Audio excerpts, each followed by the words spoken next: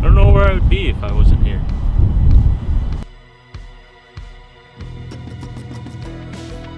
My name's Christian Bulke. I've been with K&B Transportation since 2016. Unofficially, 2017 was my hiring date. I'm a diesel tech down in the main shop. Some days it's easy, some days it's hard. The people are good. You get along with everyone. You talk, make friendly conversation. A lot of the drivers are nice guys. The owner, he's an awesome guy. I will say he's one heck of an awesome guy.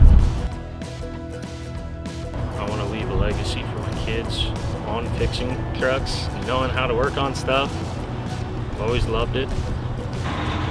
Working on the trucks, that's got to be the ultimate, most favorite part of my job. And it's not because I get to work on the trucks. My dad's drove a truck.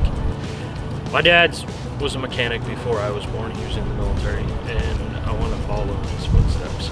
And just being able to do that, it makes me proud.